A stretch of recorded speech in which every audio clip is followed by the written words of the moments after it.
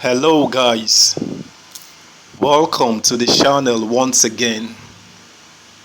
Good evening to you all, or good day to you if you are on the other side of the world. It is still your virtuous media, where we deliver all news Ninja. Wike's camp insists IU's ouster irreducible condition for peace. Supporters of the Rivers State Governor, Mr. Nyesom Wike, in the People's Democratic Party have given an irreducible minimum condition for reconciliation in the face-off between them and the leadership of the main opposition party. The pro-Wike camp said the PDP national chairman, Dr. Iyorchia Ayu, must go, insisting also that they should be allowed to choose a successor. The supporters of the Rivers State Governor urged former Senate President David Mark to speak up on the post-presidential primary election crisis. They alleged that Mark was with IU's letter of resignation. Those demands came ahead of today's meeting of a six-man committee comprising representatives from the camps of the PDP presidential candidates Atiku Abubakar and Wike for reconciliation talks. But Atiku, in a statement yesterday, painted a gloomy picture of the country, stating that the statistics on Nigeria's current position is grim and disappointing. Nonetheless, a group within the opposition party, Action 2023, declared that a federal administration headed by the presidential candidate of the ruling All Progressives Congress APC, Bola Tinubu, would simply amount to another term for President Muhammadu Buhari, a situation unacceptable to the Nigerian constitution.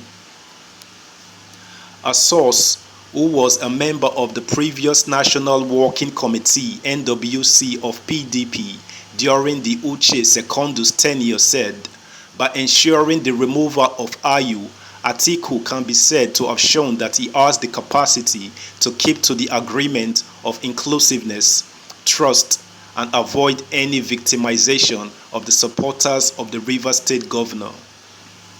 Speaking exclusively with This Day, the source who pleaded anonymity said Dr. Iyorchia Ayu has betrayed the confidence of the Rivers State Governor, Wike. Nigerians know that Wike would have won the ticket but for treachery. He lost the presidential ticket and the chances of becoming the running mate to the presidential candidate due to treachery. According to the source, Wike has lost twice. He wants to be a stakeholder in the presidential campaign. So we want the office of the national chairman because of what we will be bringing on board. Wike has a lot to bring on board. He has capacity. The source also alleged the PDP national chairman had already signed a resignation letter. It said, "What is you bringing to help Atiku? He should resign if he has honor. After all, he signed the resignation letter that he will resign if the presidential candidate comes from the north. The letter is with David Mark. David Mark should speak out." The source explained that the purpose Wike was inviting APC chieftains to inaugurate some of the projects he executed was to show the world that he had capacity and had a lot to contribute to the party.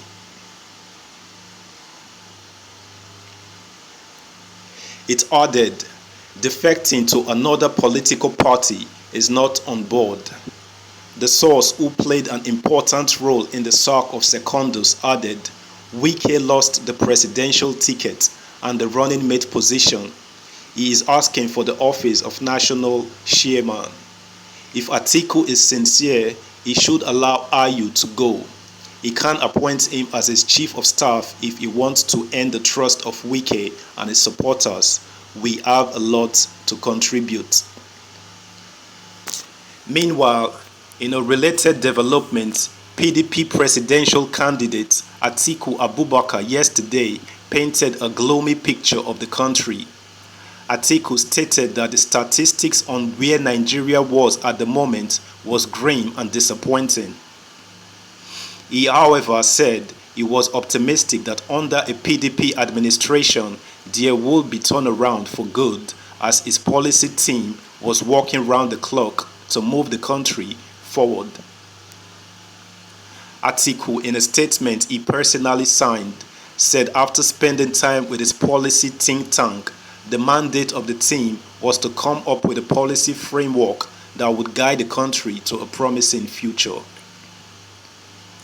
He lamented the future was very grim, explaining that the modality for confirming this is to evaluate the country's current performance in the areas of economy, security, education, and youth and women development. The statement said, "But there is good news. Nigeria shall rise again. The plan to get Nigeria back onto the pathway of greatness is doable. Let me share a part of the plan with you, dear friend. Whereas the ruling party will blame our adversity on some isolated global events, what they won't tell you is that their lack of direction and political will turned our economy into its current tinderbox situation. So, under my plan, we are going to be more proactive in the design of social and economic policies to forestall any challenges that may arise from domestic and global crises.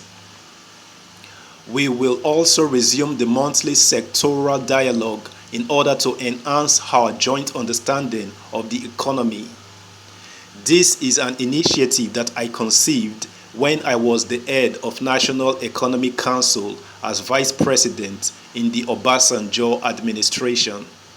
The direction and leadership that we provided is the reason why the economy recorded an annual average growth of 7.7% in the 6 years preceding the APC-led administration. We also recorded a yet-to-be-surpassed growth of 15.3% in 2002.